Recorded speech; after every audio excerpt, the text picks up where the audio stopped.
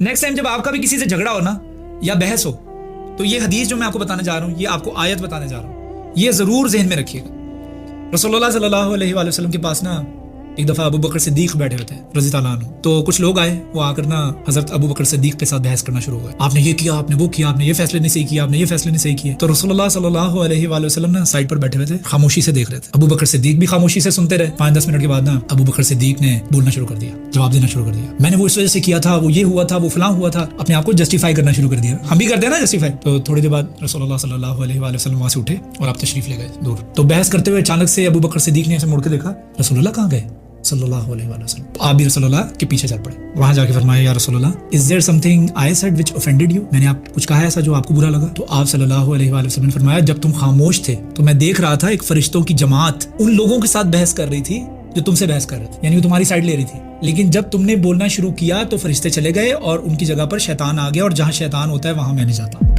اس لیے میں وہاں سے اٹھ کے چلا گیا۔ اس کا مطلب کیا ہے کہ جب آپ اپنے آپ کو سچا ثابت کرنے کی کوشش کر رہے ہوتے ہیں، کئی دفعہ آپ کو آپ کے ساتھ بحث ہی اگلا اس وجہ سے کر رہا ہوتا ہے تاکہ وہ آپ کو گھسیٹ کر جذبات کے میدان میں لے آئے۔ اگر آپ حق پر ہیں، آپ سچ پر ہیں، آپ حق پر رہیں گے، لیکن اس کی کوشش ہوتی ہے وہ آپ کو گھسیٹ کے جذبات کے میدان میں لے آئے، میں نے تمہیں یہ کہا تھا، میں نے تمہیں you see؟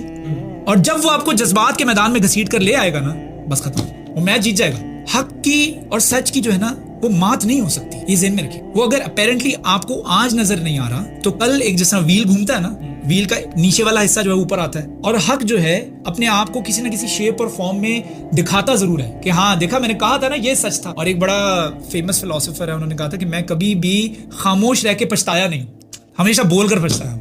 خاموشی آپ کو کبھی بھی ریگریٹ نہیں، آپ ہمیشہ بول کر پچھتاتے ہو، یار مجھے بولنا نہیں چاہیے تھا۔ آپ جب جواب دے دیتے ہو نا تو پھر سچویشن آپ کے ہاتھ میں نہیں رہتی۔ جب آپ جواب نہیں دیتے ہو آپ سچویشن کو اللہ تعالیٰ کے ہاتھ میں دے دیتے ہو کہ تو سنبھال لے۔ اور قرآن میں سورۃ کہف کی ایک آیت ہے، وہ جو آیت میں بتا رہا تھا، وَلَقَدْ صَرَّفْنَا هَذَا الْقُرْآنَ لِلنَّاسِ مِنْ كُلِّ مَثَلٍ وَكَانَ الْإِنسَانُ أَكْثَرَ شَيْءٍ جَدَلًا۔